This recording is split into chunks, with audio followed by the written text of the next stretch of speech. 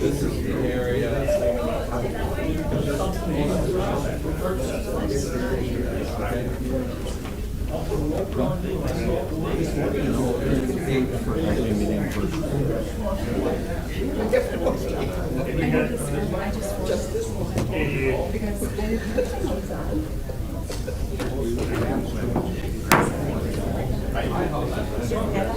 They're running along the car.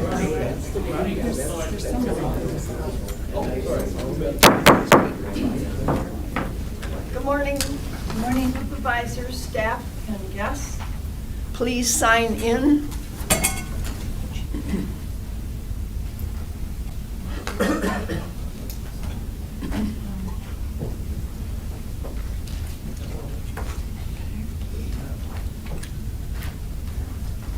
All right, would you please join me in the Pledge of Allegiance, and would you please, Everybody's not signed in yet. all right, no one signed in yet? All right, excuse me. No, everybody's not signed in yet. All right.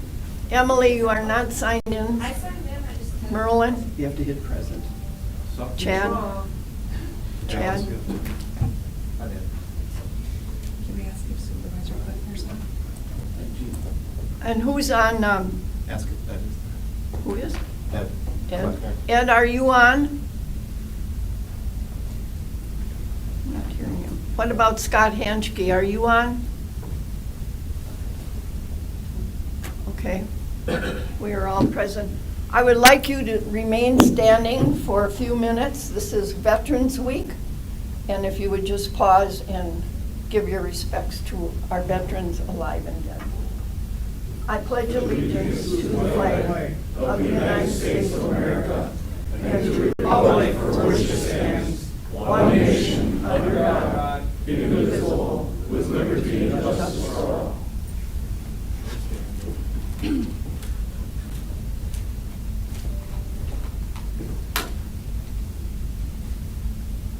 Thank you. Would those people who are in attendance today that have served in our country, please stand? Stand up, Joe. Yep. Thank you for your service. I've got a print for supporting Operation Spring for Veterans. May I read it? Sure. Okay. Whereas the residents of Calumet County have great respect, admiration, and the utmost gratitude for all men and women who have selflessly served our country and this community in the armed forces. Whereas the contributions and sacrifices of those who served in the armed forces have been vital in maintaining the freedoms and the way of life enjoyed by our citizens. And whereas Calumet County seeks to honor individuals who have made countless sacrifices for freedom by placing themselves in harm's way for the good of all. And whereas veterans continue to serve our community in the American Legion, veterans of foreign wars, religious groups, civil service, and by function as county veteran service officers in 29 states to help fellow former service members access more than $52 billion in federal health, disability, and compensation benefits each year. Whereas approximately 200,000 service members transition to civilian communities annually. And whereas an estimated 20% of service members will transition to civilian life in the near future. And whereas studies indicate that 44 to 72% of service members experience high levels of stress during transition from military to civilian life. And whereas active military service members transitioning from military service are at a high risk for suicide during their first year after military service. And whereas the National Association of Counties encourages all counties, parishes, and boroughs to recognize Operation Green Light for veterans. And whereas the Calumet County appreciates the sacrifices of the United States military personnel and believes special recognition should be granted, therefore be it resolved the designation of a Green Light for Veterans County hereby declares from October through Veterans Day, November 1st, 2023, 3, a time to salute and honor the service and sacrifice of our men and women in uniform transitioning from active duty service. Therefore, be it further resolved that in observance of Operation Greenlight, Calumet County encourages its citizens to patriotic tradition to recognize the importance of honoring all those who have made immeasurable sacrifices to preserve freedom by displaying green lights in a window of their place of business or residence from November 6th to November 12th, 2023. My green light is on. Thank you very much. Thank you, Supervisor Miller. And yes, I would like to encourage anyone here, if you have a green light, please put it on in your porch and let it flash or do whatever you want for the rest of the week. All right, I have a motion by Supervisor Booty and a second by Supervisor Diedrich to approve the agenda. Are there any questions regarding the agenda? As you will note, we will stop at 9:30 for the public hearing. Please vote.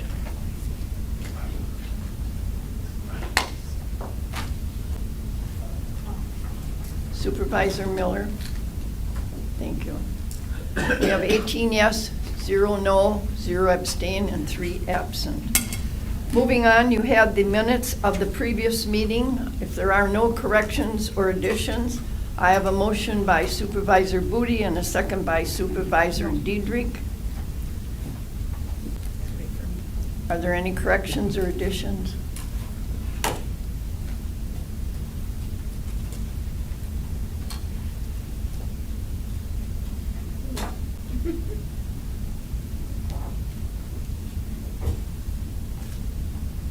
Okay. Please vote your ballot.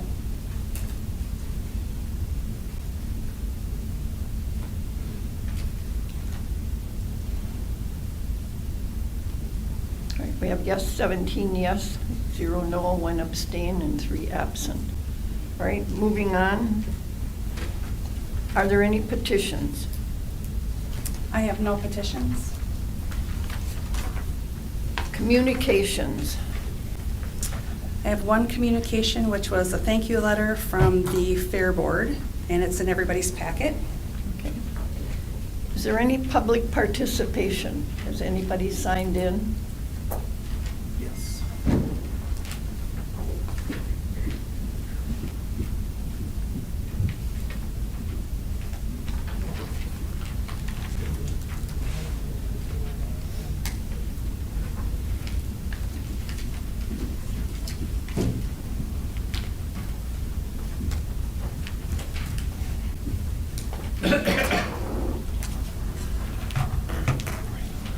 All right, those that are speaking for public participation, you will have 3 minutes at the podium.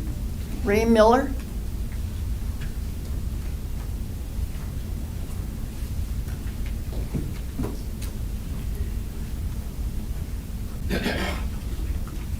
Good morning. It's been 20 years, I believe, since I've been on this board, and I see there are only 2 supervisors who were on the board at the time I was on. Merlin up here and Alice over here. So I'm here to speak because I was checking speed limits in the area, and I just doing the city of Chilton, and it is kind of puzzling as to what speed limits are on what kind of highways. Starting Highway 3257 from the south, it's 35 miles past the commercial districts there by the banks and by the accountant's office and by Fox Valley Tech, and then it goes down to 30 at the stoplight by your county shed and by Walgreens, and it continues at 30 past Quick Trip and the BP, and then a few hundred feet south of the Uptown stoplight, it goes down to 25. And then right north of that, we've got the school zone, where it goes down to 15 when students are present. The other mystifying thing is that on Highway G, south of with the corner west of Quick Trip, that is 25, and that is just a residential area. While in the commercial districts, we've got 30 and 35. It goes up to 35 then at the MB Lane, and that is out of the residential district, kind of past that swampy area. So I'm not asking this board to do anything about that. I just kind of, I'll lead off here. I think a couple other speakers are going to be dwelling on a different part of the county questioning speed limits in the area. So I know the state sets the limits supposedly on the numbered highways. The county does for lettered roads, and the townships do for your name roads. But just within the city here, it is just kind of puzzling that we've got different speed limits, and they don't seem to fit what the activity is along those roadways. So thanks for listening. I'm not asking you to solve it. I'm just kind of calling it to your attention that things just don't add up all the time. Thank you. Mr. Miller. Benjamin Grubel from Sherwood.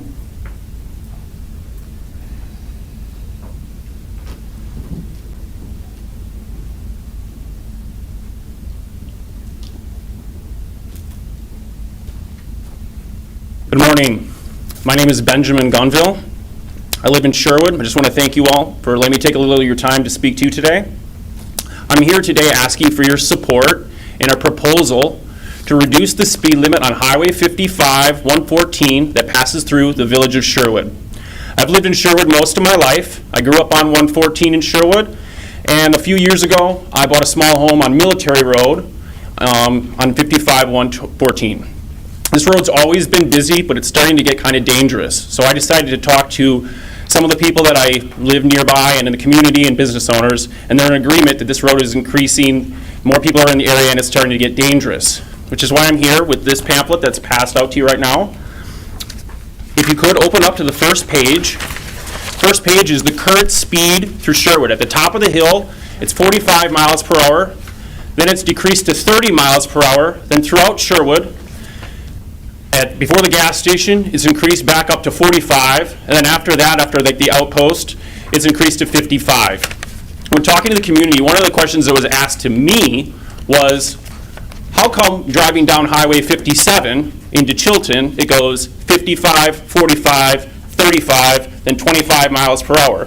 Same thing in New Holstein, same thing in Stockbridge, which are all state roads, even County Road PP, which goes through Potter, it's reduced to 25. How come not Sherwood? There's children here, there's families here, there's small business owners that are concerned about their customers. And then if you would continue on, the next page. This is the proposal. The proposal is at 25, at the top of the hill, 35 miles per hour, then to 25 miles per hour, then after the gas station to 35 miles per hour, and then after the outpost, increased to 45 miles per hour. If you continue on to the next page, these are all signatures of people that live on this road, that use this road for work, and that pass through this road, and small business owners that agree with this proposal that it would increase the safety of the people here. And then asking you to continue on to the last page. The last page is the positives for this proposal. There's several positives. People are driving a little slower. It's going to be a little safer. There's families here that are concerned. But I want to kind of hone in on the last one. The last one is, this is a low-budget project. I know that these people here, it is a state road, but with your support, I feel positive that we can increase the safety of the people in Sherwood, and I just want to thank you so much for letting me take a little of your time today. I hope you all have a great day. Thank you. Moving on, Wayne Fisher of Sherwood.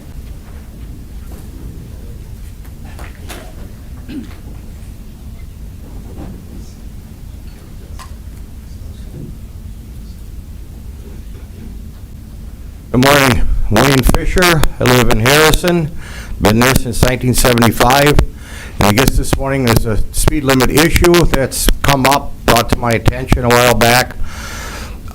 The Sherwood area especially, what it is, there's a hill. If you're heading west through Sherwood, there's a hill, speed limit's 30. Dump trucks, semis, things of that nature, very seldom go 30. So I guess there's going to be a question posed to the DOT or whoever's in charge of speed limits, the state. I know that they're hard to pinch for anything different, but if the hill wasn't there, maybe 30 would be fine, because then maybe they'd slow down to whatever, a little less, but they don't. And I observed yesterday, cruising through Stockbridge, as the gentleman before me had mentioned, that through Stockbridge, big wide state highway 55, big and wide, lots of room, speed limit 25, no hill. So I think that if the county board can do anything to tweak the DOT or put some ideas in their heads to maybe bump that down to at least 25 in Sherwood, I think that'd be a lot safer. There's an awful lot of businesses there, and it's a narrow gateway with a lot of exits and entrances. Thank you very much for the time. We'll see you again. Thank you. Bet. There are no other participations, so then we will move on to special business, which is the UW-Madison Division of Extension-Calumet County presentation. And Carlia, would you please step forward, and the rest of the awardees?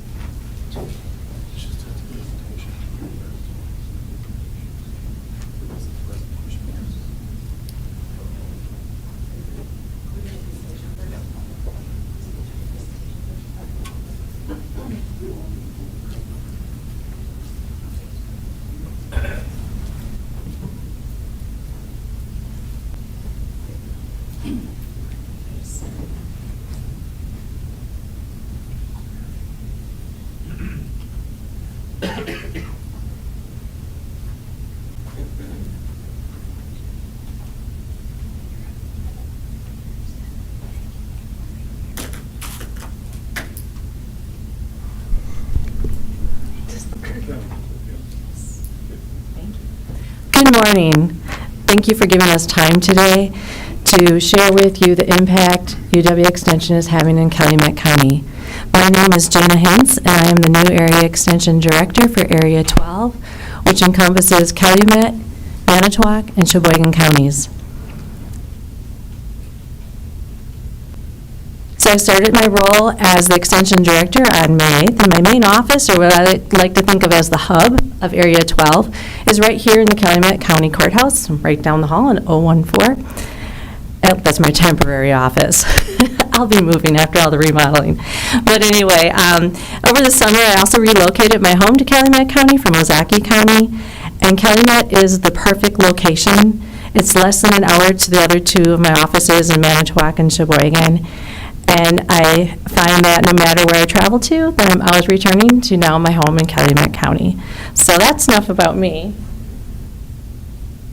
I really want you to meet the team. So this is our UW-Madison Division of Extension Calumet County team.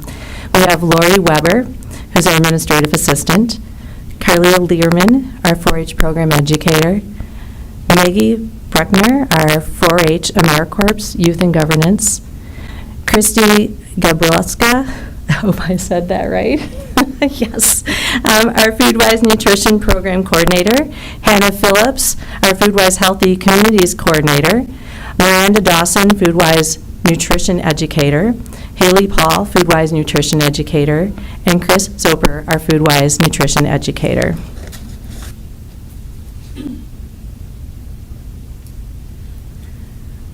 So the 4-H and FoodWise programs engage and work with many community partners in Calumet County.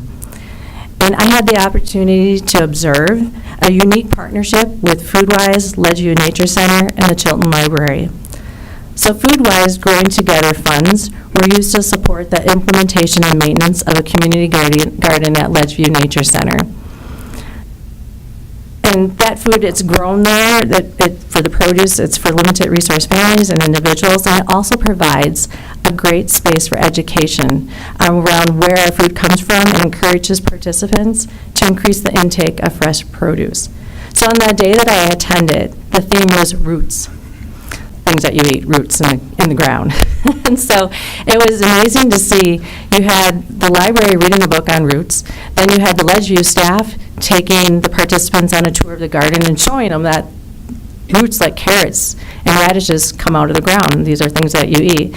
And then our food-wise, the nutritionists, they talked about and actually allowed the participants to taste carrots and different radishes. And then they also created art. So then Ledgeview Nature Center staff led an art project using paint and dirt that was mixed together to create images of these vegetables. So it was a really unique partnership, and it was really interesting and enjoyable to see how these various aspects and roles fit together within a lesson. And that's just an example of one of the lessons that they did there. And 4-H also has a partnership with Foodwise and Ledgeview. So through a program called Dirt to Dish, they work with older youth and they learn how to make things like pizza with produce right from the garden. And another partnership, I've only attended a few this summer, but another program that I attended was out at the Schneider Farm, where Foodwise partnered with the Calumet County WIC program. That it took place at different food stands throughout the county, and it was really to work with those that receive WIC dollars and how to use them. And then also, Foodwise demonstrated how to make salsa and gave out recipes on how to use the produce that they're buying at the produce stand. So like I said, I've only witnessed a fraction of these programs and the events that 4-H and Foodwise offer. And I'm impressed. I'm really impressed and proud of the Calumet County team. And I would like to have them now share with you the impact that they have with their programs in Calumet County.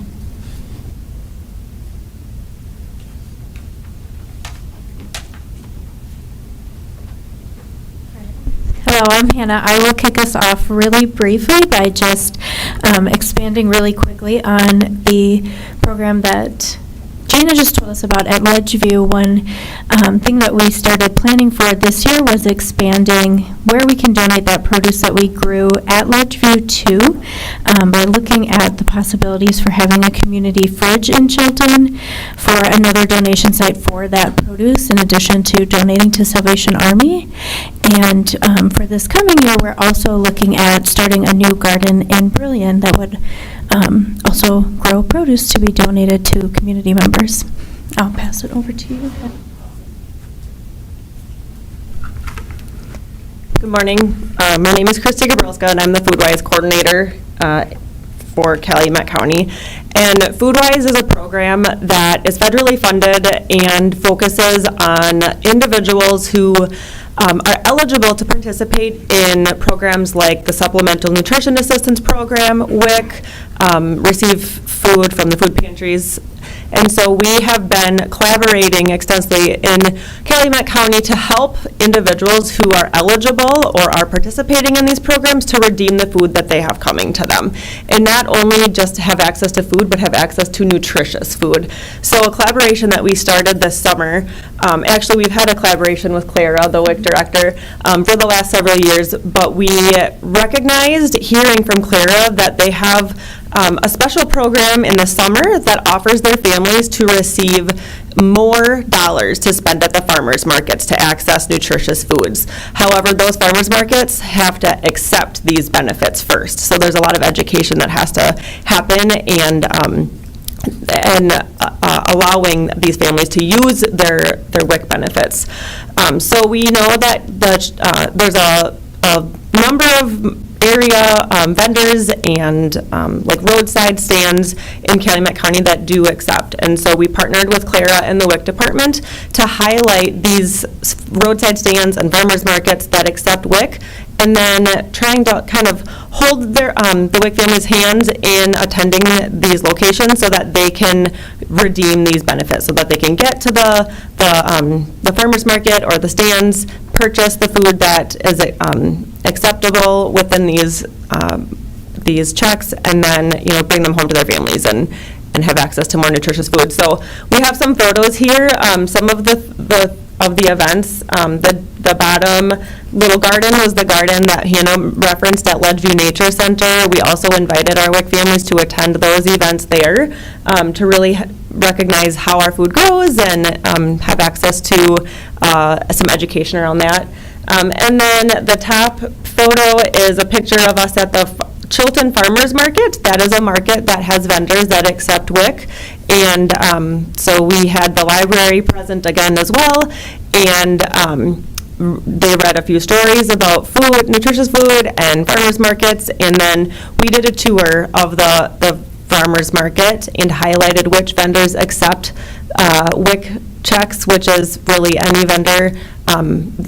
You can receive those checks if you sell fruits and vegetables, basically. Claire could say a little bit more about that. But then in the center, the yellow was another kind of incentive or promotional material that we helped create in FoodWise with our Office of Access and Inclusion. So I don't have the back on there, but the back side of that yellow WIC mailer had all of the Calumet County area farm stands and farmers markets that accept WIC. So we had that, we shared that with Clara, and they were able to mail that out as well, or distribute them with their families. And then the top cream colored is the last flyer that we shared with all of the families in English and in Spanish. So we had a series of 3 events, one at the Chilton Farmers Market, one at Schneider's Produce, like Jana had referenced, and then the last one was at Heritage Orchard. All 3 locations that accept WIC, Farmers Market Nutrition Incentive Program vouchers. And like I said, the idea was really to bring families there, create more familiarity and increase their comfort level in not only being present at these locations, but utilizing their benefits there. So these are locations that they can access. It's $30 that they have access. Each individual and the family member who's eligible gets $30 to spend. So that was a flyer that we had created, and like I said, not only created in English, but also translated into Spanish, so that we could have our Spanish-speaking families, know that they are welcome to attend. We also were able to have interpretation at that event as well. And Claire's going to talk a little bit more about those specific events. I'm sorry, we're just going to have to pause for a few minutes for the public hearing, and then we can resume after that. So please take your chair.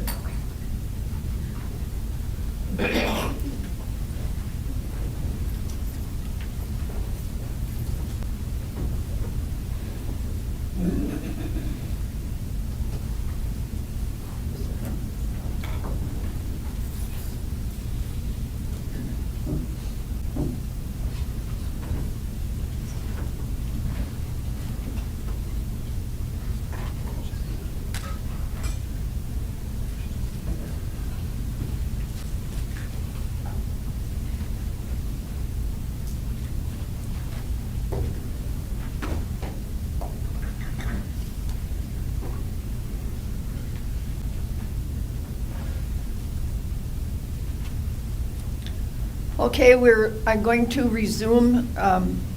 begin the public hearing on the budget. Anyone from the public wishing to speak for the budget?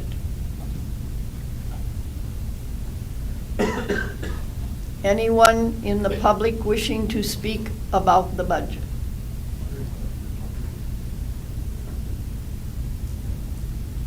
Anyone in the public wishing to speak about the budget?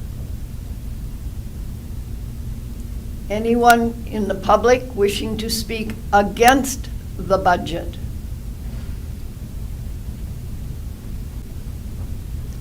Anyone wishing to speak about the budget, against the budget? Anyone? You may come up to the podium if you have any questions. Anyone wishing to speak against the budget? If not, I'll close the public hearing. All right, 4-H people, you can resume your presentation.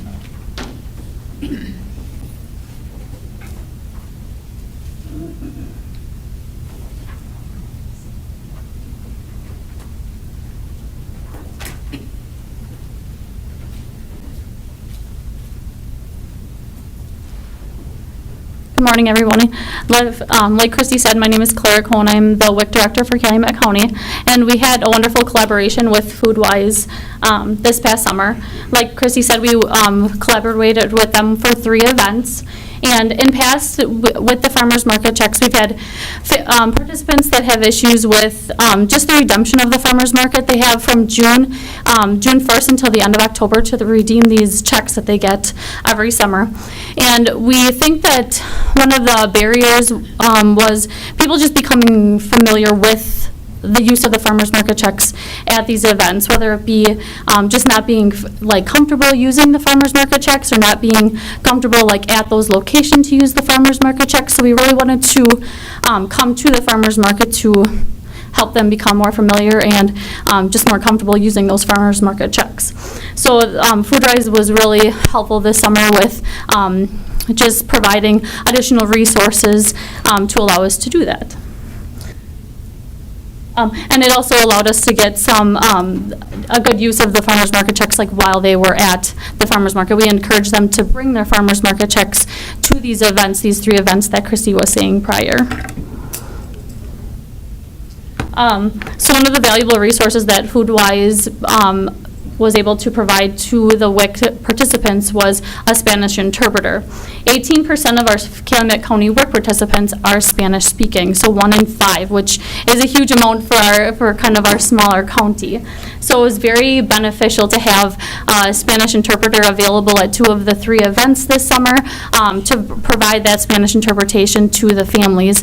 The families could ask questions that they maybe weren't able to ask in the past, or they could talk to the vendors and get that Spanish interpretation for the vendors or for us that were there to just gain more familiarity and just have that one-on-one and become more comfortable actually having somebody that was able to kind of speak their language, which we have, the Google Translate on their phone, which we can use sometimes, but having that one-on-one translator there was extremely beneficial.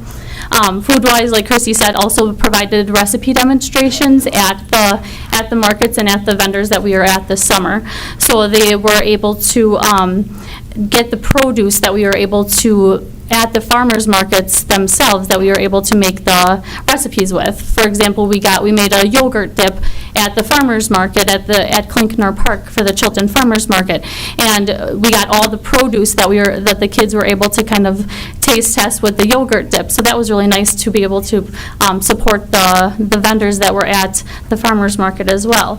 At Schneider's Produce, it was very much during corn season that we were able to go to the Schneider's Produce for that event. So we were able to use corn and some other of the ingredients that Schneider's had at their vendor shop at their farm stand, so we could support Schneider's while making that corn salsa and showing them how to use those farmers market checks and making the recipe at the same time. And then at Heritage Orchard, we made some apple cookies, which were essentially slicing some apples, putting some toppings on them, like peanut butter and some other fun toppings, like sunflower seeds and chocolate chips and things like that, and having them try these little apple cookies. And they were kind of a fun thing that that the kids enjoyed making, and that we were able to, again, get that produce, those apples from Heritage Orchard.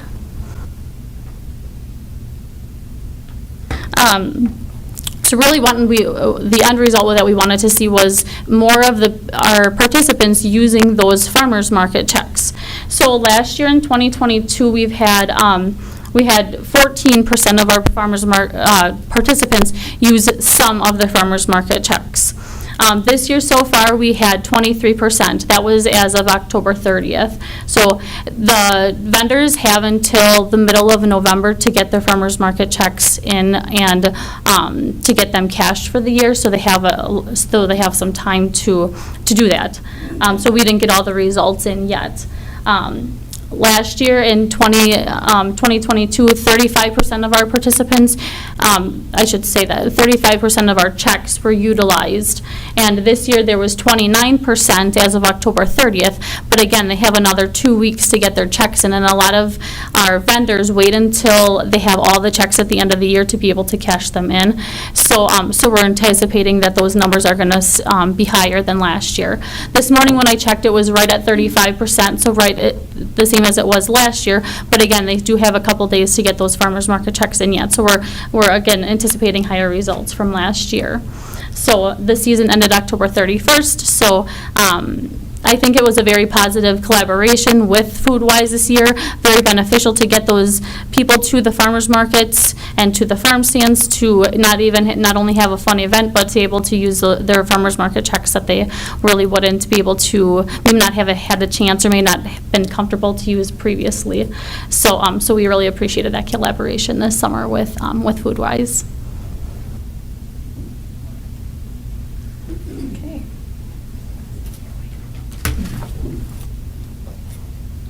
Good morning. My name is Carly Illerman. I'm the Calumet County 4-H educator, and I'm just going to give you a brief update before I have you hear from one of our members.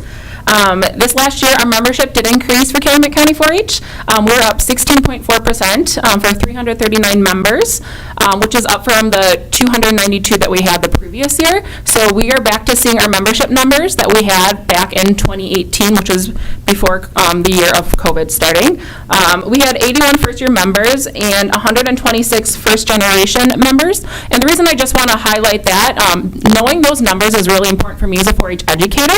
For any of you that have grown up in 4-H, and I know even Jesse, who's our club leader, and Emma, who's one of our team leaders, knows that 4-H is a lot to take in when you're a first-time family or member. And so it helps me as an educator know what kind of support that I need to give to those members and those families so that they get the most out of their experience. We know that if youth or families don't stay within their first 1 to 2 years, that they leave the program because maybe they don't understand. Like I said, it's a huge animal to understand all the different opportunities that we take in. And so that helps me know, again, how I can support them. And I just wanted to share our top project areas, and all of our participation numbers have been up significantly. I can share we just had Fall Forum, which is our state leadership conference that I was actually able to help coordinate along with Emma. And we had 21 representatives from Calumet County, and we were probably the second county with the highest delegation. And so I was really proud to see those numbers from youth and adults that were there. So I'm going to turn it over to Emma just to talk more about her 4-H experience. Good morning, everyone. So for those who don't know me, my name is Emma Wagner, and I'm a junior at Chilton High School, and I'm a member of Calumet County 4-H. So some of the things that I'm a part of is that I'm the president of my 4-H club, the Chilton Tip Top. I am the vice president of the Leaders Council. I'm also the president of our newly teen ambassadors, where we are now planning a trip to Tennessee to take in July. I also am a part of the Project in the Box and Festival Fund Committee. And I'm also just finished my 2-year term on the Wisconsin 4-H Leadership Council, where my second year I served as the co-vice president. And yeah, and then I just attended Fall Forum, which was really fun and a great opportunity. Hi everyone, my name is Maggie, and together with Todd, we are working on creating a youth and governance program in Calumet County. So you're probably wondering what it is, and basically what it is an opportunity for teens to help themselves and develop leadership skills and also get to help develop their communities. So they get to do this by sitting and voting on county committees. And the overall goal of the program is to get teens interested and excited about county government, because if not, they might not think that this is the most exciting place to be. So this is a great opportunity to get them excited and engaged. So where you guys will come in, you guys will help spread the word about the program to teens in your community, to help mentor the youth possibly, and to help us create regulations for the program to follow. So like if teens get to sit in on closed sessions, or if they get a non-binding vote or not. So that'll all come down to you guys. You will see more of me. I'll be here next month again to get your opinions on the program, so I'm excited about that. So thank you.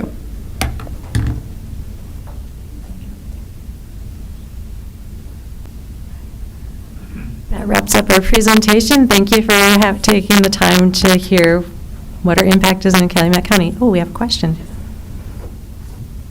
Yes, hello, thank you.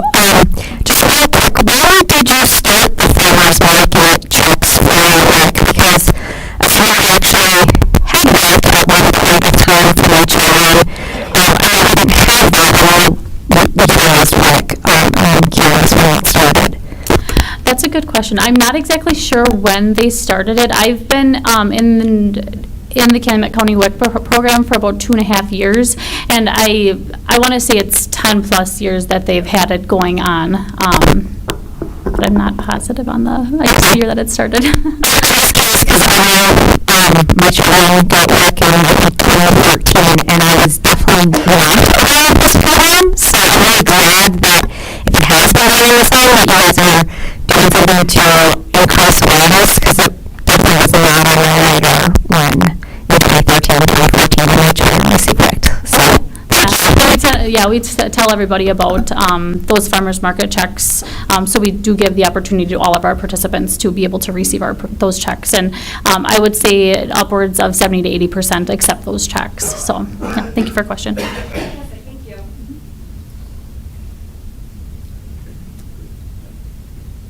Any other questions? Yes. Yes, I want to make a comment on that. A couple of weeks ago, I went with Carol, she told me about all the first-year members that we're picking up. I used to be a 4-H club leader for Sherwood quite a week, from 82 to 89. I have a big plaque on my wall, and I'm really pleased with all the ambition she's putting into this. It's turning out good. And I coach a lot and referee a lot, so a lot of times associate with kids throughout this county and even in the Coquille and Manitowoc. The teachers tell me they can tell which kids know what deadlines mean. They get their homework and they're responsible for picking stuff up. They know there's no way the dog ate my homework, okay? It's really pleased with that. And some of the travels that these kids have earned, I mean, it's things like Key Club and State Congress and all that through the years. I mean, I was a kid last out, and this is a really good program. They're really going. We at times had 28 to 31 clubs back in the 70s, and it got up and down a little bit, sometimes club merged, but 750 to 800 members. Okay, you guys at the junior leaders, you know what I mean? The councils, they plan stuff out. They're responsible. I know years back we used to go to Manitowoc, go swimming on Saturday night. So I would get off of work, 12 hours, and go down there and chaperone these kids, and everything you told them to obey. You know what I mean? Is it true? Is it necessary? Is it kind? They got it. 4 o'clock in the morning, they brought in 40 boxes of pizza, and they took care of it. Thank you very much. Thank you. Joel? Anyone else? Joel? So back on the WIC program, I'm just curious, you said 35% of the checks are actually turned in. So does that mean 65% of those are outstanding and never turned in? So basically a donation? Yes, I mean, we do have, you are correct, that 65% in our county was not redeemed so far this year. Hopefully we'll be able to see that, that number increase. Yes, the 35% for the redemption rate is correct. I'm not sure I understand that. I think he's asking where the unspent, possibly the 65%. Is that what you're asking, Joel? Yeah. So if you have a 35% redemption, how is that funded with the 65% not collected? So, like. The money just goes unspent. The money just goes Okay. unspent. They, they have those paper checks, but they don't necessarily So your use goal for them. the 65% is to encourage the recipients to actually use it, not necessarily for the farmers to turn it in? Correct, Okay. yes, it's on the participants' end of our WIC program versus the vendors turning them in, yes. Any other questions? Okay, Carla? Okay, we're just going to move into the awards portion. So again, my name is Carly. I'm a 4-H educator, and I'm actually a member of the National Association for 4-H Extension Positive Youth Development Professionals. And as a member, I am able to apply for our state awards that we have annually in winter and spring. And we have that then potential to move up to the regional and national levels. And this year we did apply for the Excellence in 4-H Club Support Award. The purpose of the Excellence in 4-H Club Support Award is to encourage and recognize the efforts of extension professionals who support and strengthen the 4-H club program. A club is an organized unit providing long-term experience for youth and adults. Programs nominated for this award may have taken several years to implement and may be short-term or single-year effort. So I did give you guys all a copy of our application from this last year, as we did actually win the national award, which I went to our conference October 9th through the 13th, where I was able to be recognized at the national level and regional level. Alice did want me to share that It is actually hard to receive a national award because it does start at the state level, then go to regionals. So we received the national award for club support, and then I was also part of a team that received a national award for an art camp that we did at the end of COVID as well. So I did want to share that. And today, I do have Emma Wagner and Jesse Jansen who are here, and they have been instrumental in helping me with the Calumet County Cloverbed Club. And due to the popularity of and the quality of the program, we actually doubled from 22 members last year to about 50 Cloverbed members this last year. And with the growth of that program, we used some of the feedback from the survey last year from our parents to add a later program time. So typically we meet the third Thursday of every month right here in the courthouse, starting at 5:30, and we had some parents are like, is there any way that we could start later at 6? And so with us deciding to divide up into 2 different groups, we took the opportunity to grant parents their wishes and have one start at 5:30 and one start at 6, just to provide a more quality program. If you aren't familiar, Cloverbuds are 5-year-old kindergarten all the way up to 2nd grade. So these are our youngest members in 4-H, and so Emma and Jesse are helping me every month with this. And so I want to thank both Emma and Jesse for helping me create this positive experience for our youngest members, which in turn has also helped us increase our membership overall in the county. And so I appreciate your commitment and dedication, and it's greatly appreciated. So since they weren't able to go to Pittsburgh with me to the conference, we are presenting their awards here at the county board meeting.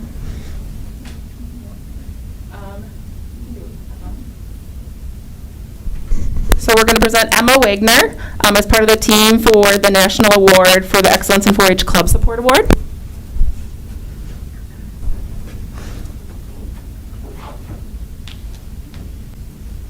And then we also want to recognize Jessie Jansen for her support in helping with the Cloverbed Club as one of our team members for the National Award for 4-H Club Support. So thank you again. I greatly appreciate both of them helping with this program on a monthly basis. And I also want to thank you guys as a county board for your support for Extension and Calumet County 4-H.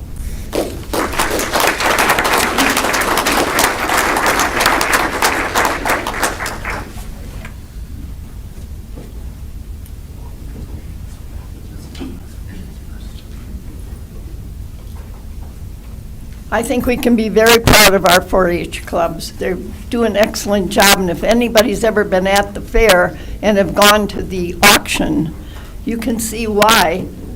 Cakes go for $350 and up, so they did very well this year at the auction, I understand. They broke all records, so without 4-H, the fair would be nothing. All right, moving on. We have Resolution 2023-08.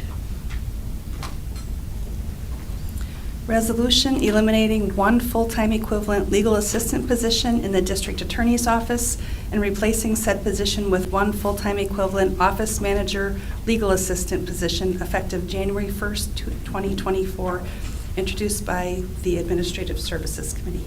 All right, I have a motion by Supervisor Diedrich and a second by Supervisor Steer. And Supervisor Gens, would you speak to this resolution, please? Yes. This, of course, is part of our budget for next year. And a tremendous amount of work goes into analyzing what is done within each department, and in this case, the district attorney's office. And there's a lot of discussion takes place in the months preceding this.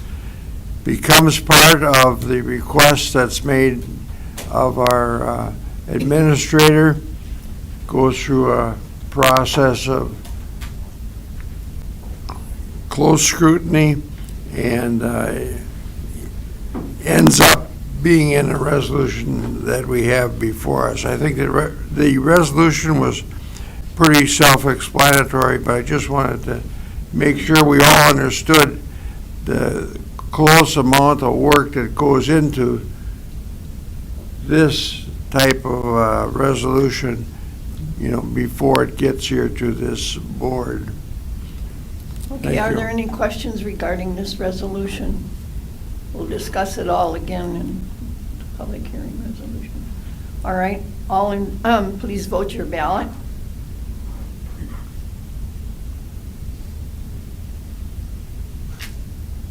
All right, We have 18 yes, 0 no, 0 abstained, and 3 absent, so that resolution has been adopted. Moving on to Resolution 2023-09. Resolution authorizing Clean Boats, Clean Waters application for Calumet County, introduced by the Land and Water Conservation Committee. All right, I have a motion by Supervisor Steer and a second by Supervisor Diedrich. And Supervisor Hufsberger, would you speak to this resolution? No. We haven't done it yet. That's okay. That was the last. Yeah. That was the last one. There's a lag. Yes, Where are yes, we? Madam Chair, thank you. Yeah. Oh, Emily, excuse me.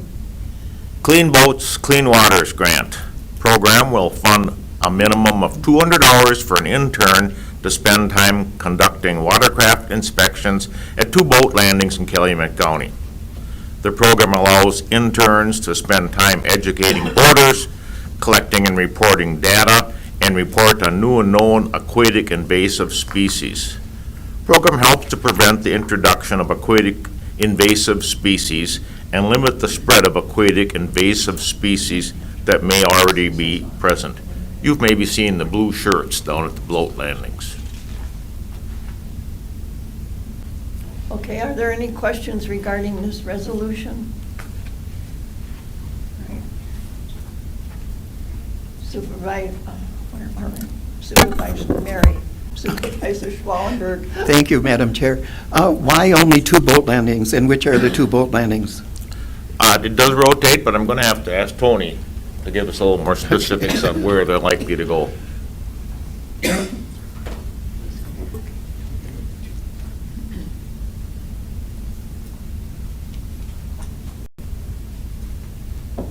So the grant program actually only allows for 2 landings, so it's Stockbridge and Calumet County Park are the 2 that we will be doing. But there's also other coverage from UW-Oshkosh over on the other side of the lake, so it is, an all-encompassing program. We're just part of our side of the lake. Okay, thank you. There are no other questions. Please vote your ballot.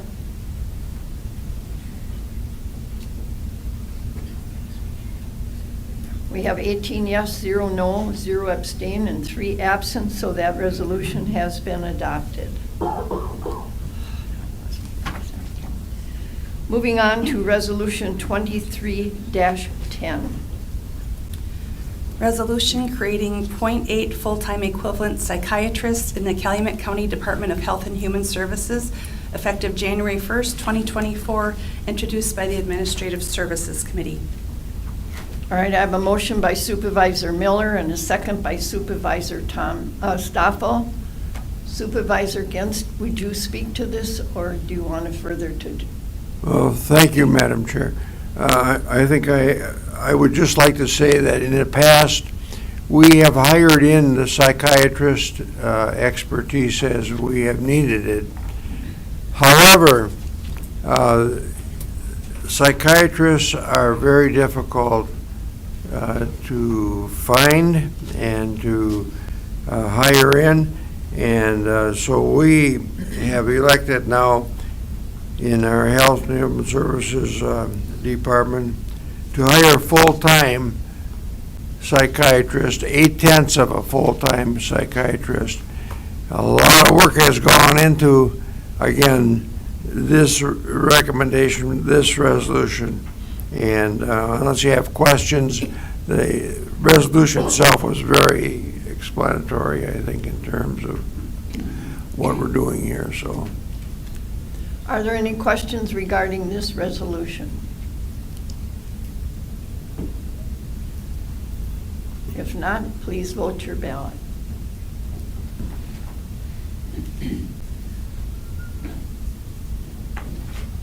We have 18 yes, 0 no, 0 abstain, and 3 absent, so this resolution has been adopted. Moving on to Resolution 23-11. Resolution approving the 2024 budget, introduced by the County Administrator. All right, I have a motion by Supervisor Miller and a second by Supervisor Diedrich. And I'm going to turn it over to David and Or Todd. Todd? Or both of us?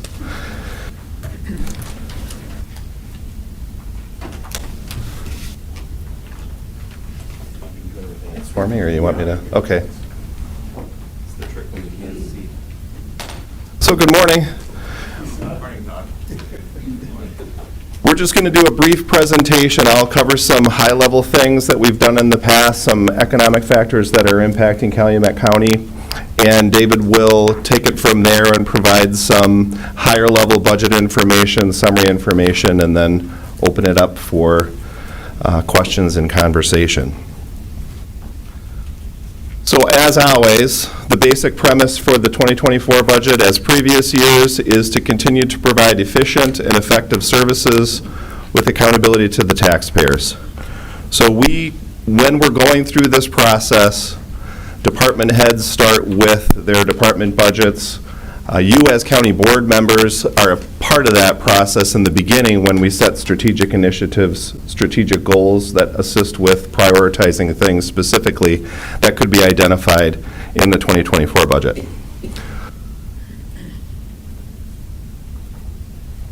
So just to know your role as a county board supervisor, so supervisors in county government serve primarily as a legislative function. And part of that is policy making, decision making on policies. So it's good for us to remind you every year that the budget is the single most important, impactful policy decision that you make. Is this tricky for us? Well, I'm talking and then you're I can do it. I know how.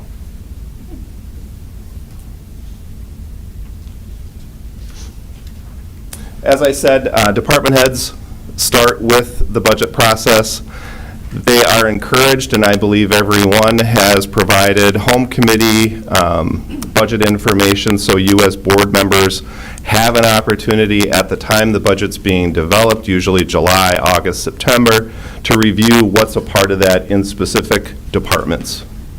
Of course, then David and I take all of those requests. They come all together and are compiled for an overview on what we can actually afford based on levy limits, other revenues. This year, we had some additional shared revenue that you're familiar with a little bit. We've talked about that. And then we take all of those and determine, based on what's available, how much we feel comfortable in terms of tax levy and utilization from the general fund. So we talked a little bit about that. I think there were about 19 of the 21 members present at Administrative Services Committee where we talked about the decisions that we're recommending or what we're proposing for use of general fund.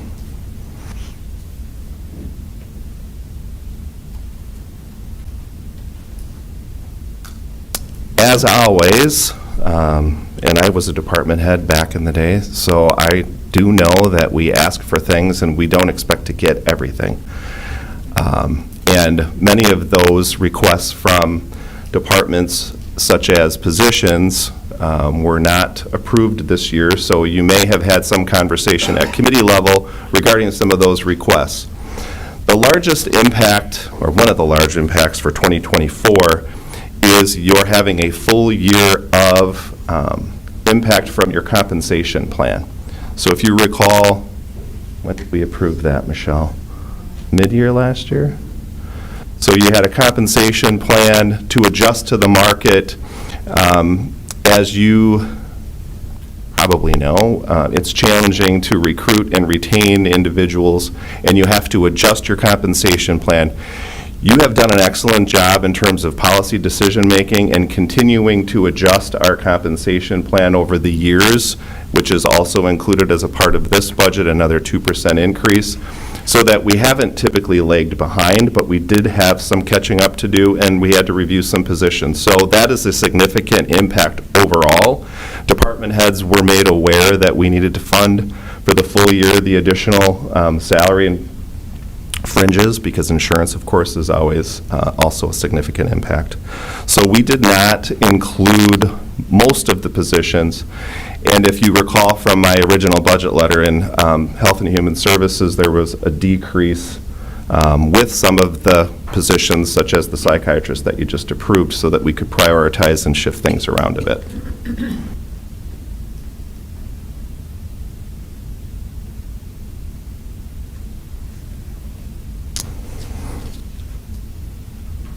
So some economic measures I think that are important to point out as we talk about the budget going forward. Many of these items you could have referenced through the Green Book if you took the opportunity to look at that, which comes from Wisconsin Counties Association.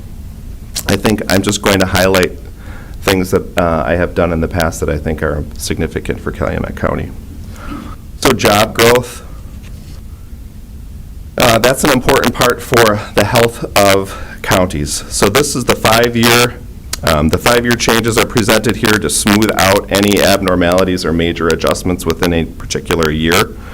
However, the pandemic did negatively impact that. So if we do a 5-year average to try to smooth that out a bit.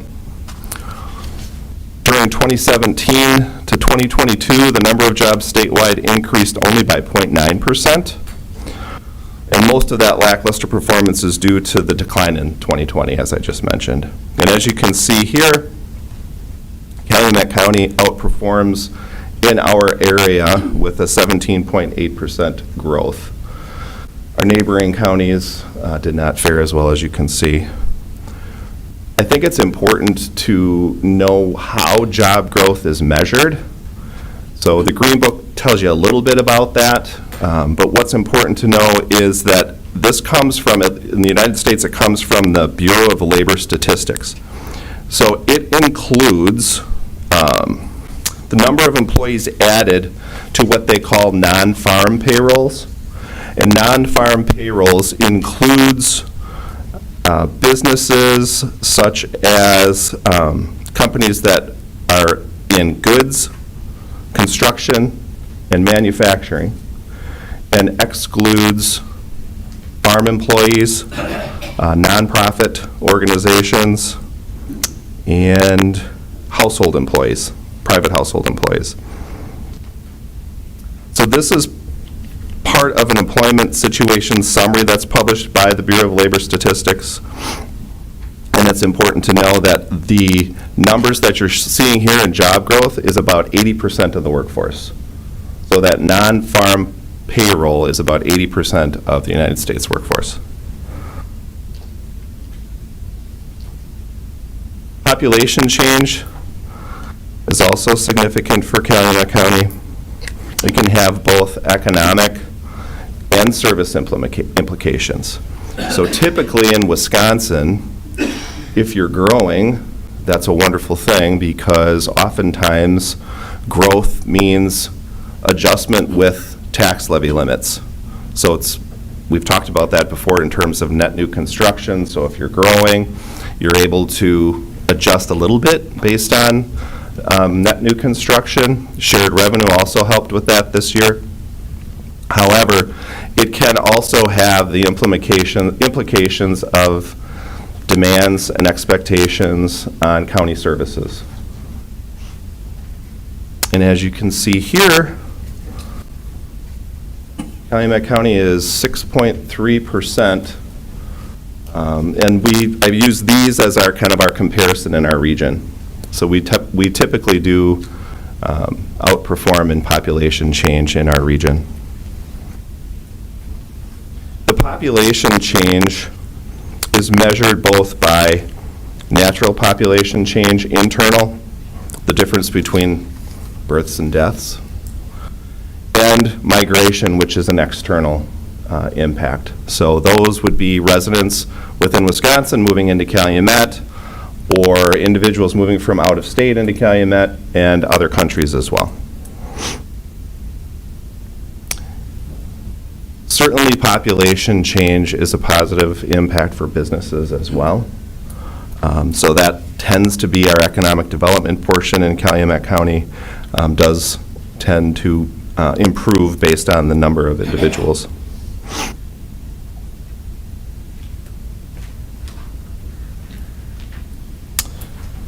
Equalized values.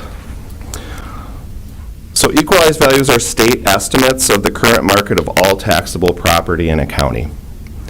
So it gets a little confusing and a little complicated for people because there's assessed value and then there's equalized value.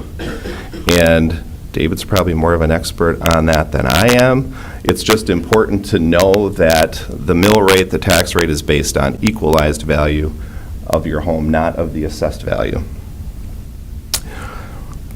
Per capita values tend to be higher in counties with more businesses and in those with more vacation homes. So typically, Door County, some of the rural northern counties, Sawyer, Forest, they have higher numbers. You'll see if you look at the Green Book and you wonder why that is. Well, those are typically higher valued homes for vacationing. Of the 18 of the highest equalized value per capita, 10 are rural north. Sparsely populated places, usually owned by individuals, not Wisconsin residents. We are just shy of about 108,000. While our growth is consistent in our region, we're slightly behind Brown and Outagamie in terms of equalized value.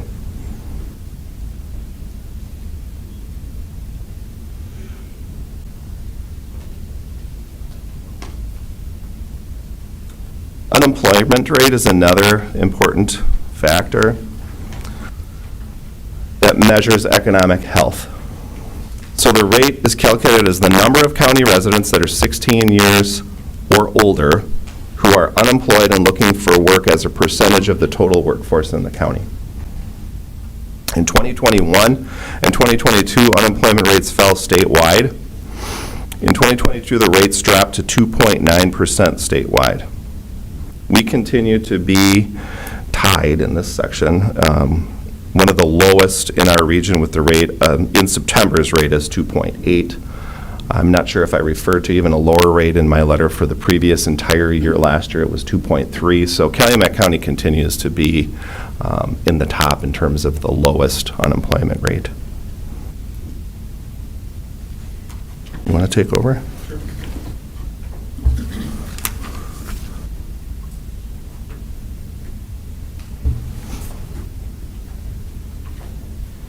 So Todd mentioned a little bit about net new construction. Net new construction, as we look at the economics and the ability to raise to cover the demands, is a key concept of the levy limits that are imposed on the county. So from a perspective, you have a chart of, on a percentage basis, where Calumet County ended, or our net new construction. So we were at number 2 in the state on net new construction from a percentage perspective. Obviously, based on our size of our equalized value, we're a little bit lower on the totals, but we're still 18th. When you look at large metropolitan areas, they may not have as much net new construction, but the size of the entities does raise that higher than us. But still, when you're looking at second as a percentage and 18th as an overall, that is a strong economic results of the building. As Todd mentioned, population growth means you need new additional housing, additional businesses are moving out. That all grows and is a direct result of net new construction. So if you look at where our net new construction is coming, the primary area is residential. You can see the blue values there. But we also have a good chunk of commercial that is part of our net new construction growth in the current year. When you look at by municipality within the county, so net new construction is calculated not only at the county level for our purposes of taxing, but also at the local level, and it's made to reflect the growth to fund the services. So we're at 2.96%. Last year, if you remember, we were at 3%. So we really maintained net new construction in 23 compared to our prior year. So that, once again, is a reflection of the strong economic side that we have in Calumet County. There are a couple things here from a budget perspective. Total expenditures, you can see our budget that is proposed, adjusted for excluding the special education, because if you remember, we did approve that budget earlier this year as part of the school year calendar. We are down about 7.3% for an expenditure amounts. Now, you might say, how are we down from a total expenditure perspective? Primarily, there's a couple factors. One was a couple months ago, you approved the ADRC and becoming just our own county. We were the fiscal agency, so as a result, we were receiving all the state funding for the ADRC and passing it to Outagamie and Wapaka. So just being responsible for our component did drop our expenditures by about 1.9 million. So, but we were just passing those funds through, but it did decrease our total expenditures. The other side is, if you remember last year's budget, did have about 3.2 million within our county roads and bridge funds for some of the infrastructure related to the federal infrastructure dollars. Those will be carried over moving into the next year because we're still in the design, but that was about a $3.2 million reduction in our overall expenditures impacting the budget. And the final major adjustment, ARPA. Last year we approved a $2 million for the ERP system that we're currently in the process of designing and working through. And we had additional door controls and additional dollars for a total of about $2.7 million. This year, our ARPA allocation spend is about a little over $1 million less. Now, if you remember ARPA, we have to commit all the funds by the end of this 24 calendar year, fiscal year, so we are working right now. We have most of the funds allocated through the budget process, but there's as we're going to work in 2024, you'll see some final obligations as we work to obligate all our $9.7 million of ARPA that we did receive. So those are some of the significant decreases. Increases, Todd touched on, the salary increases, health insurance, with the and inflationary increases. So offsetting those decreases is about $2.7 million of additional salaries, additional fringe benefits, and additional inflationary increases in our budget. So that's when you look at the decrease, you kind of say, well, we're looking at what does that mean? That's the primary mean. Tax rate, Todd touched a lot on the equalized value, and that's a very complicated consideration because equalized value is, if you think about it, equalize is just to equalize it across municipalities. So when we levy our taxes, there has to be a methodology that we can assign each municipality their share that they have to collect.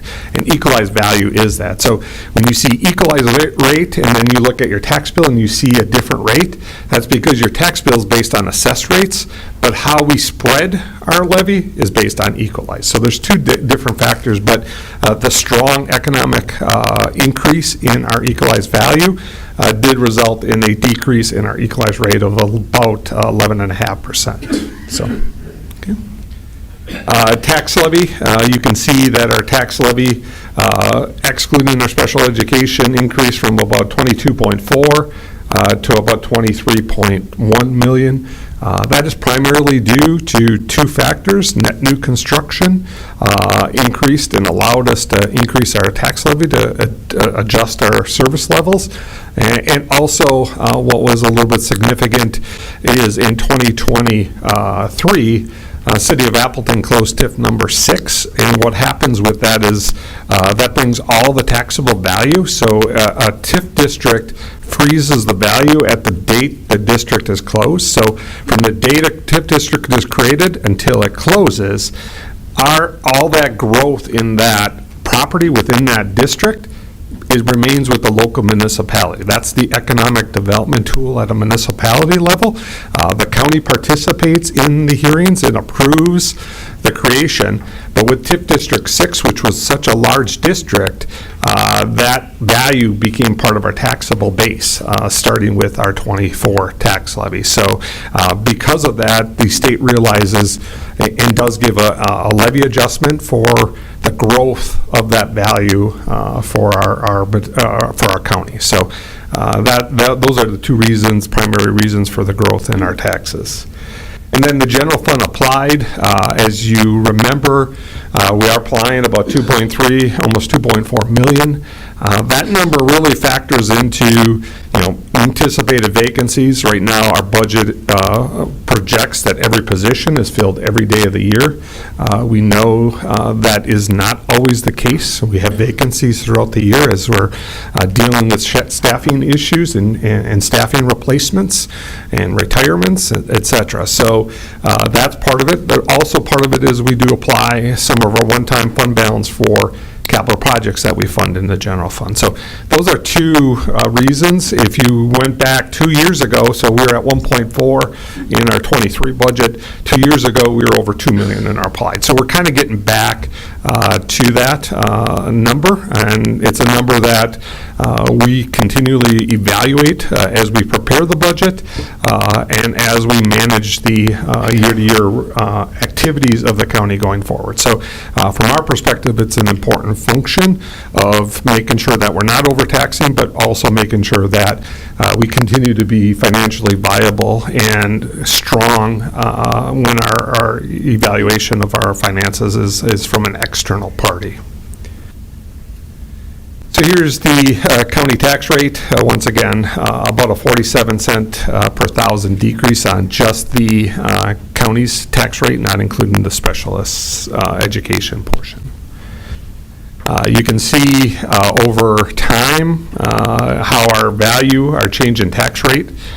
What you see is the 5 years and closer is pretty substantial. That's because we have seen a substantial increase in our equalized value. So that equalized value tax rate has decreased, and you can see on this chart that we have trended. Our growth in equalized value has not is also a strong indication, and then that results in a lower tax rate per equalized value.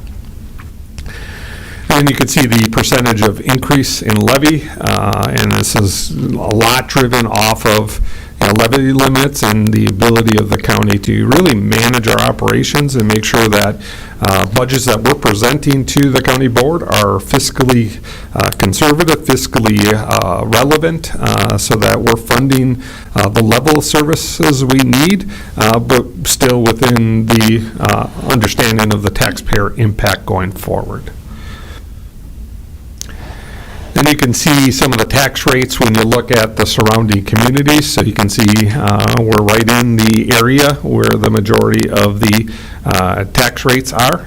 Typically, the larger counties will have a slightly smaller because the level of services are relatively consistent across counties, but some of the larger counties in a value perspective probably will always have a slightly smaller tax levy impact.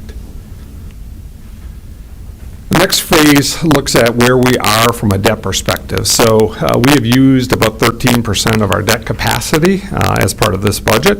And so, as you're aware, most of the debt that really is out there right now relates to the jail construction project and the debt undertaken to complete that project. So there are no intentions of the county to issue any more debt in the current couple of years. We are working to retire that long-term obligations, but if you remember, and as I continually talk about, one of the key factors within our ability to maintain our debt is the ability to fund our capital projects using sales tax. So, prior to the sales tax, we were relying on annual borrowing to maintain our road structure. Utilizing sales tax, we're able to keep our infrastructure current, at the same time making sure that it's not necessarily on the tax levy. So it's been a very valuable tool to the county going forward. So, but you can see our debt is a little bit higher. But this is very normal, and it really is more a reflection on who's had a more recent large project. And here's the scheduled debt payments. As you can see, we're pretty flat. So we're about $3 million for each year in the next, as we pay off the debt related to some of the road projects and mostly from the jail construction. So if you remember, the levy limit does allow for an exception for our general property tax, which means that we couldn't sell bonds to the market if we didn't have a funding source. So when the legislature imposed the levy limits, they also said we have to give counties and governments the ability to levy for that because it's general obligation debt. So as the levy limit comes down, it just impacts the amount of taxes that we can levy for debt service. So, but as you can see, we're going to be pretty consistent, about 2.9 over the next many years. And if you look at the distribution of where we're spending our funds, you can see one of the larger areas is our health and human services in our public safety areas. So you can see kind of how the expenditures is really on a functional basis where we're spending our dollars as part of the 2024's proposed budget. And then if you look at where our receipts are, about 42% of our collections are from our property tax. So that's the portion of the budget that's primarily being funded by the tax levy going forward. You can see also intergovernmental aids, payments from the state, not only our shared revenues that Todd mentioned, but a lot of our grants that county departments receive for activities we do are funded by both state and federal grants that are either our pass-through the state of Wisconsin or our direct federal grants. But you can see the distribution of where our collections are. And then you can see this slide kind of looks at what departments are, really from a perspective, what departments are on the tax levy. Now, when this is really support, it's supported by our general property taxes, it's supported by our shared revenues, it's supported by our fund balance. So you can see kind of the distribution of the departments, and our largest department that has cost is really our sheriff's department. Now, our health and human services probably has more expenditures, as you saw in the prior slide, but a lot of those are intergovernmentally funded by the state and federal governments, where the sheriff's department is primarily a local responsibility, and that's where you see the distribution by department. So the highlights, as you saw, net new construction, 2.9%, allowed for about a $550,000 increase in our levy. This talks about the Appleton TIF closure. If you remember, last year we included $900,000 in our budget, and that kind of is what brought down our fund balance applied. We knew coming into the 2023 budget that Appleton was closing their TIF district number 6, and we had an estimate of about $900,000 that we would receive as part of that. So what happened is Appleton's in that TIF district paid off all their obligations that they incurred in the development, and so anything above the costs that they incurred had to be refunded to the various different taxing entities. So our share, as you see, was about $969,000 in the current year, so it'll slightly higher than our budget, and we knew it was going to be higher, but we were conservative just in case something came up. And that allowed for about a $284,000 increase in our tax levy because that increased value. Shared revenues, as you're aware, the state changed some of the shared revenue formulas and tied it more to sales tax. The increase in revenues was about $636,000 in this budget for our share of the shared revenues. Now, the increase in the 2023 equalized value TID out, and the reason TID out on value is because, as I mentioned, we allocate it based on the value without including any growth in the tax increment districts out there. You'll see this is about 16.66%. If you remember back earlier when Todd was going through the equalized value, it was all slightly under 15% on TID in. So that changed from about 14.5 to 16.66 is really reflective of the impact on Appleton's TID district on our overall assessment. So without any TIF closes, those two numbers would be the same or relatively the same. So you can see the impact of TIF 6 closing in Appleton. And then we mentioned the general fund is being applied. We're applying about $2.4 million in the general fund. Any questions on the high-level review of where, the 2024 budget and some of the changes and the impacts that we had? All right. If you want to speak, please press your request to speak budget button. Supervisor Schwallenberg. You have a question? Supervisor Huffberger? Thank you, Madam Chair. I just wanted to say thank you to David and Todd. I feel good. I mean, it's hard to listen to any kind of budget stuff around the world or on TV or anything else. I feel good. I think you did a really good job, and I appreciate it. It's hard to feel a good feeling about this kind of stuff. Thank you very much. Thank you. Supervisor Miller? Yes, thank you very much. And I think guys that eat eggplant plays calm when they go over the budget, so thank you very much, Todd. Supervisor Diedrich? You have nothing? Okay. Anybody else? Supervisor Doran? Thank you. Based on just a high-level sort of look here, we're raising taxes through the levy essentially about $831,000 in between sort of the Appleton TIF closure and that new construction. And you had talked about the impact that raises in health insurance and inflation had on the budget as sort of a pressure point. Can you talk just briefly at a high level about how much those three things sort of cost, I guess, this year versus in the past? So we kind of have a comparison between those two things. The salary increases, the health insurance increases accounted for approximately a $2 million increase. There was other inflationary increases as we were going in 2023, whether it be the gas prices or the prices that contractors that do repair work for us. That accounts for about a $300,000 to $400,000. So it's about a $2 million in salary and fringe benefits, and about a $400,000 inflationary increase at a high level in this budget.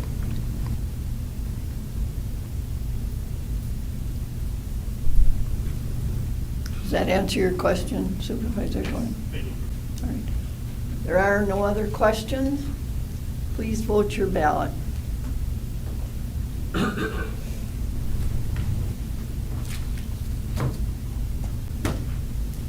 We have 18 yes, 0 no, 0 abstain, and 3 absent, so our budget has been adopted. Great. All right, moving on to ordinances. Ordinance 2023-05. Ordinance to amend Chapter 82 zoning code on certain property in the town of Brillion, property of Donald and Susan Schmelter, introduced by the Planning, Zoning, and Farmland Preservation Committee. Do you have a motion? Supervisor Miller, and a second by Supervisor Diedrich. And Supervisor Huffsberger, would you speak to this ordinance, please?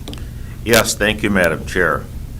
Donald and Susan Schmelter are requesting to rezone approximately 1.71 acres from exclusive agricultural to agricultural residential, and approximately 32.5 acres from exclusive ag to exclusive ag preservation in the town of Brillion. The request will permit the Schmelter's son to create a non-farm residence and preserve farmland in accordance with the zoning ordinance. Okay. Are there any questions regarding this ordinance? Seeing none, please vote your ballot. We have 18 yes, 0 no, 0 abstain, and 3 absent, so that ordinance has been adopted. Moving on to ordinance 2023-06. I have a motion by Supervisor Miller and a second by Supervisor Diedrich. Ordinance to amend Chapter 82 zoning code on certain property in the town of Woodville, property of Mark and Amber Wolterkins, introduced by the Planning, Zoning, and Farmland Preservation Committee. All right, Supervisor Huffsberger, would you speak to this ordinance, please? Yes, thank you, Madam Chair. Mark and Amber Wolterkins are requesting to rezone approximately 4 acres from exclusive agricultural to general agricultural in the town of Woodville. The parcel contains an existing residence and outbuildings the owner wishes to use for a non-permitted use in extensive exclusive agricultural district.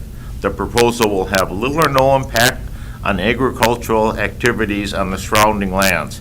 It is a welding shop. Any questions regarding this ordinance? Seeing none, please vote your ballot.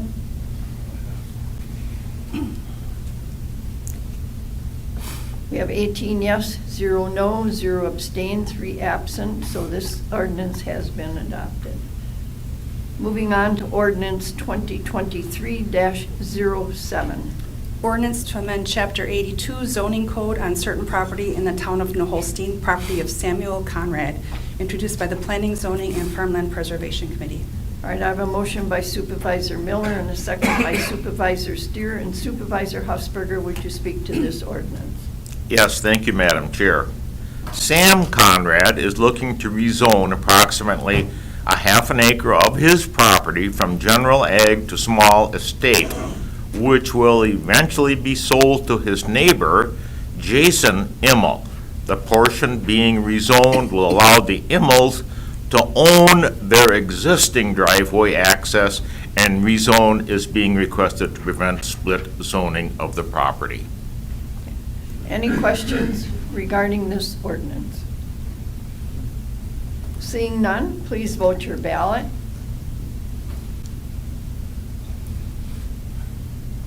We have 18 yes, 0 no, 0 abstain, and 3 absent, so that ordinance has been adopted. Moving on to supervisor reports. Supervisor reports of meetings and seminars attended.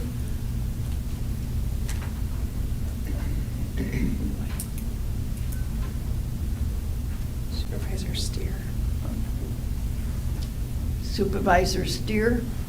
Thank you, Madam Chair. I recently attended the Veterans Roundtable in Appleton. It's, those that don't know, it's a group of organizations that are strictly there to help veterans in need. It's a great program. They have speakers and different things. Right now, Calumet County is going to be looking for a sponsor when we are going to host one of those meetings next year. So I'm looking for some leadership from our chair in that regard. And remember, green light starts today through the 11th. Thank you. Thank you, Supervisor Steer. Supervisor Schwallenberg. Thank you, Madam Chair. The presentation you got by the UW system is a perfect example of collaboration between parts of the county. I'm going to speak parks, where that food plot was planted originally, I believe, by the master gardeners, Byron Hacker, who's no longer with us. I'm not sure if that's what they call themselves anymore. Our naturalist said that they harvested over 600 pounds of produce, and that's a small garden there. We're still unfortunately working on our tubs for our cabins out at County Park. We've had a request for a second bike trail. We have a bike trail now, and these are not ordinary bicycles. These are, correct me if I'm wrong, Adam, but they're fat tire bicycles. And we are getting somebody who's knowledgeable about the escarpment to come down to make sure that none of the habitat or the fragile places will be ruined by a new trail. So we're working on that. So that's not a yes or no as to putting in the second trail yet. We've also had, probably we'll be looking at one of our ordinances because we've had some issues with horses on our trails. And right now our ordinance says that you cannot ride horses on our trails, but apparently the people are walking their horses. So we're going to have to relook at that ordinance. As far as Health and Human Services, our last meeting was held at our Appleton office. And you know, from previous meetings, we're looking at a place to either purchase or build. There's money in the budget for this process right now, that the budget that was just passed.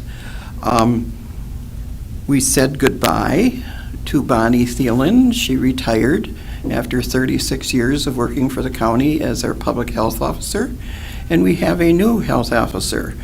I know him by Zach, and I can't pronounce his last.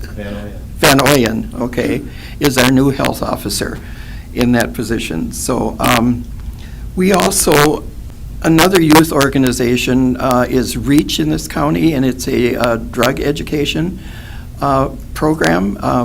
If you happen to see any red ribbon signs around parts of the county the last week in October, that has been around since the 1980s when a drug enforcement agent was murdered in Mexico when he was trying to meet his wife, I understand, thanks to the editor of the Tri-County who educated us more on it. We had an event that was held at the park in New Holstein. Unfortunately, the weather was not very good. It also was, I believe, it was a Vikings game or whatever, too. Sheriff Bowe, and correct me if I'm wrong, it's Lieutenant, I think, Tenor, thank you, were there at the time. And so because of the weather, the attendance was poor, but what kids came, enjoyed it. There were activities to do. They won prizes. And this group, the children have their own leadership group. They decide what to do at least once a month. There's a free activity for youth in the county. They've done swimming, they've done bowling, they've been to the Brilliant Nature Center about survival, so there's always some activity. The county applied for and just received an extension, and the word extension is not the term, but a drug-free community grant. It's $125,000 a year for 5 years. And Cahill, which is a community action group in Kaukauna, is the fiscal agent. We wrote the grant, right? I get those two mixed up about it. So if you also notice that if you were coming from the south, there was a billboard around Walgreens and the Eagles Club. That was a coloring contest that was done at the previous event last fall.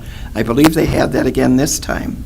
So one of the children drew that, and it was placed on a billboard. I serve on NACO's Human Services and Education Committee, and they said that the USDA sent a letter to the states assuring there will be sufficient funds for both the SNAP and the WIC program, which is another program that was spoken about, through the end of the calendar year, regardless of the status of funding bills or a potential shutdown to the government.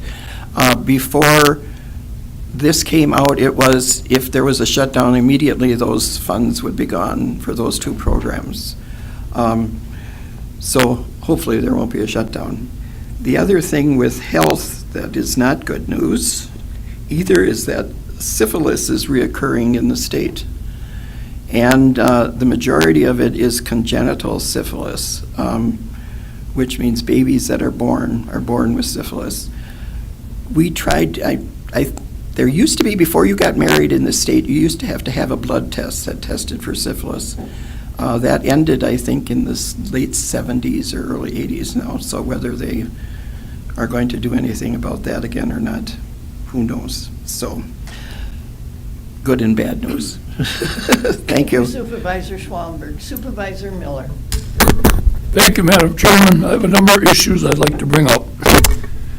Traffic safety meeting on October 17th, I attended, and there were 17 other people in attendance. I did notice that the corporate counsel was not there. Brian Glazer, Highway Commissioner, is the chairman, and the vice chairman would be our sheriff. Okay.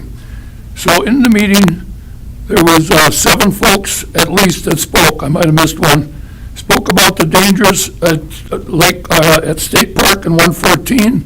There's no signage in the turning lanes supposedly, and we found out later that there didn't have to be because something really was changed. So anyway, several people spoke on that, and a couple of people spoke on the recent death of a 17-year-old girl down there on the 14th of September at Foundry Road and Pilgrim.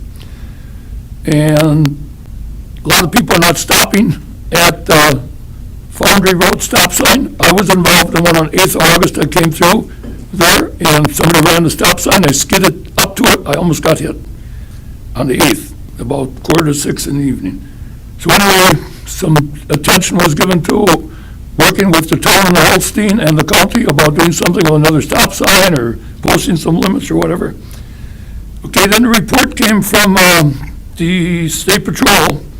As of the 17th of October, there were 79 motorcycle deaths. Most were single vehicle accidents.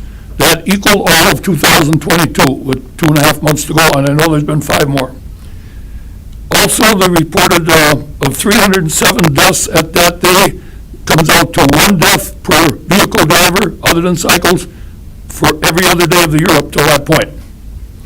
Kind of scary. So, we did learn in the meeting when the guy did a report, he said 5 years ago there was attention given to how they laid the white lines down by 114, turning to, going south on State Park or north on State Park. 5 years ago, they said they changed that by the state. This happens to be the only place in the rural, he said, where we have this kind of an intersection. Us local folks thought in 2022, when they did that, they put the lines in, that there were only turning lanes. Turns out they're not. So when he explained, and a lady asked, okay, we came in there on September 1st and couldn't get into traffic till all of a sudden we got in. There was people who were passing cars on the right going west, waiting for somebody that was signaling to turn left. And they all thought it was wrong, but the lady asked, let's say we would have got hit coming up from South State Park to turn on 114, and this guy said, you would have been liable because you didn't yield to the people that were, we thought, illegally going around the white line in cars. Turns out the state changed it 5 years ago and saying it's okay. Every place else I know of, you don't cross white lines. And I measured it, 240 feet long white line.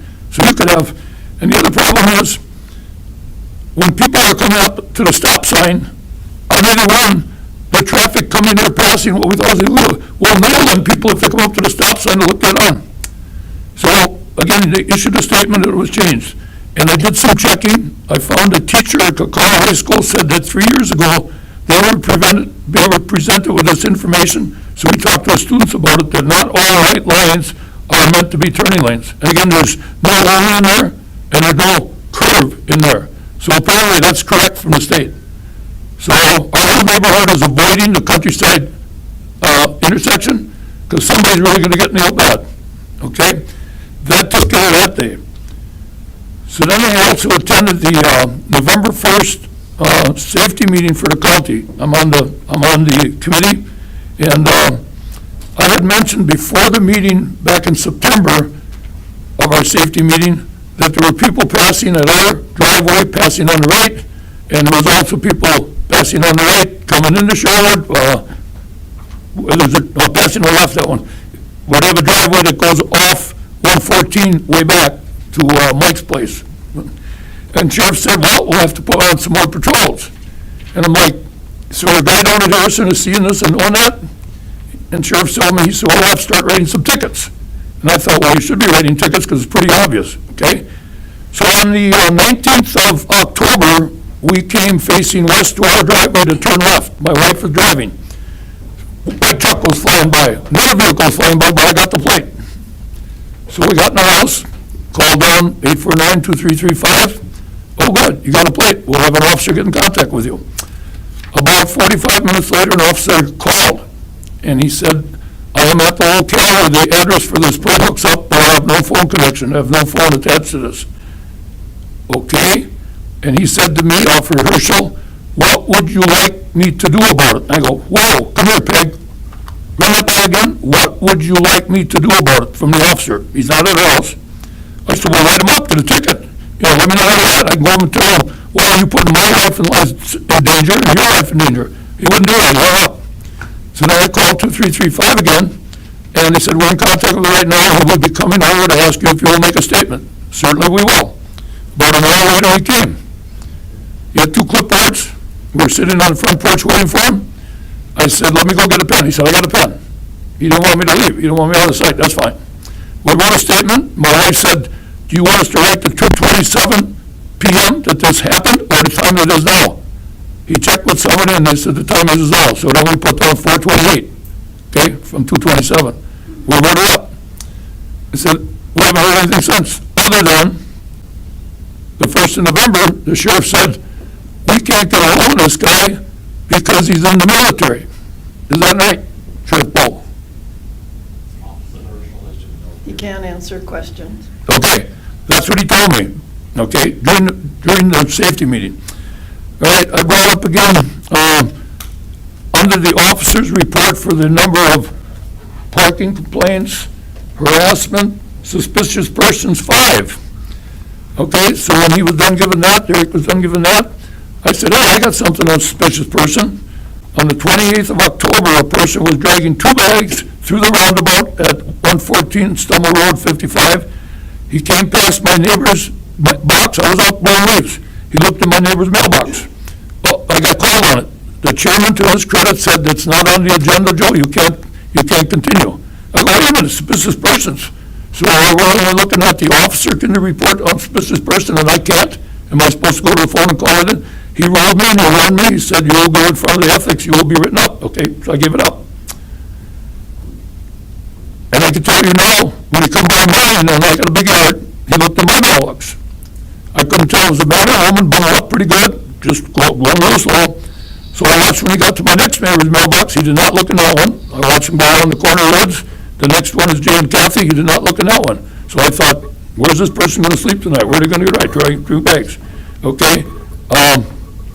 And again, to the chairman of the committee of safety, he cut me off, not on the agenda. So I had to give it up. Okay? So I'm telling you now, we need to do some fixing around here. Why is it that I want to ask several times, both of the highway committee, to report things from September 1st and September 6th about people passing on that white line? They chose not to put it on the agenda. So that as supervisors, you cannot talk about things that are not on the agenda. So it basically wiped me out.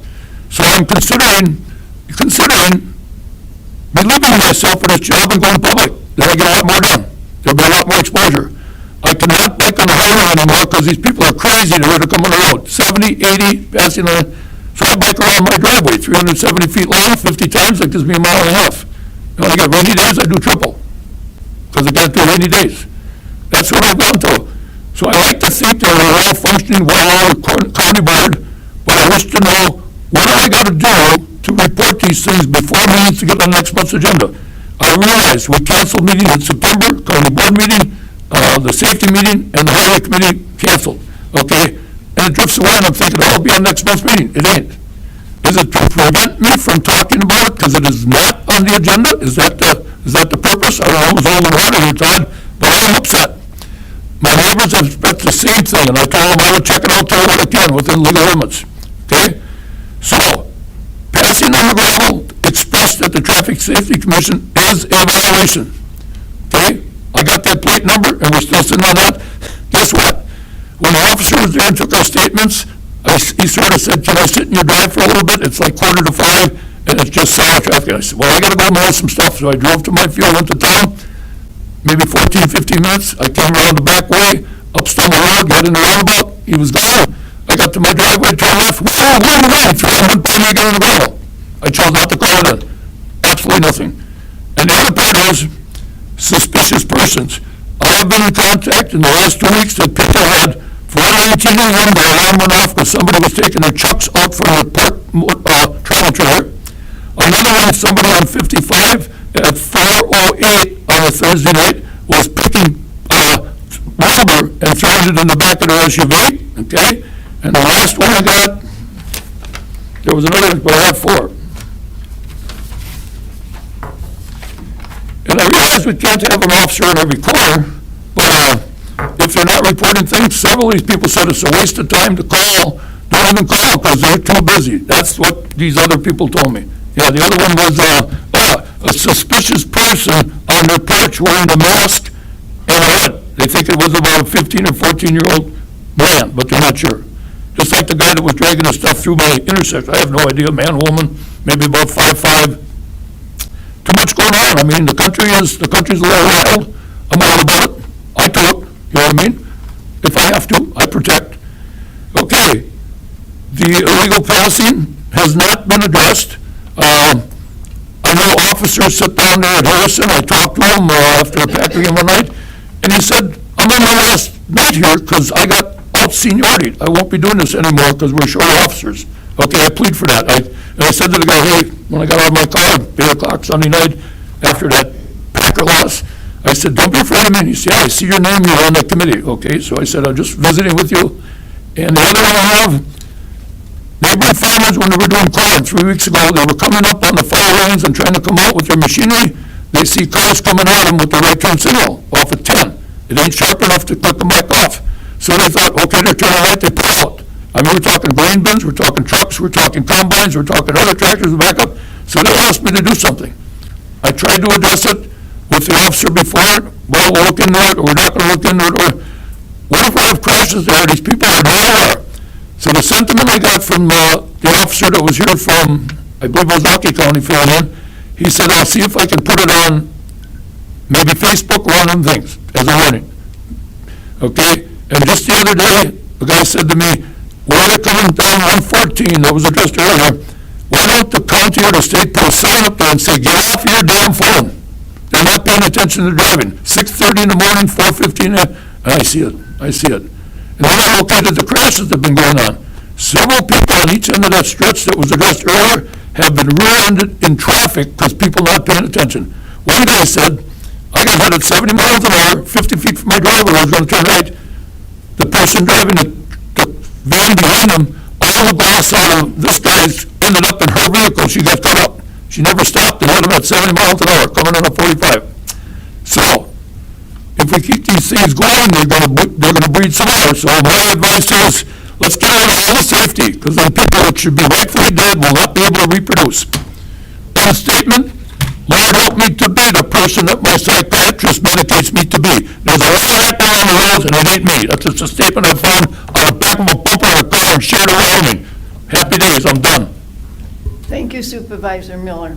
Supervisor Schwallenberg, did you have something else? I apologize, yes, I wanted to mention the green light too, because veterans is part of human services, but I think this is the second year, if not the third, that the National Association of Counties has done this. And it started with just municipal buildings, so if you drive by the courthouse tonight, it will be lit up with green. But then it started, they also encouraged private citizens to also show their support by veterans by putting a green light on your porch or somewhere on your property. And thank you for allowing me to speak again. Thank you. Thank you. Joe, did you still have something? I'm sorry, I'll come back again. I just bought lights at Menards. They're very reasonable, good-looking lights. Yep. So my whole driveway's going to get 4 more. I got one up now, but they'll get 4 more. Al's going to come help me, right? All right, thank you. Make an announcement, Alice. I brought, remember I told you? Yes, I will. Okay. Give me a chance. There will be snacks in the break room, cookies, homemade apple crisp, made by our own supervisors, Joe Miller, and he invites you all to come there after our pictures today and have a snack. So please do that, and thank you, Supervisor Miller. All right, you have the county administrator's report. Are there any questions regarding his report? If not, okay. Our next meeting date will be December 19th at 9 o'clock in the morning. And please, again, go to room 025 for the picture of our county board. Thank you much. Enjoy. Have a happy Thanksgiving, and I will adjourn this meeting.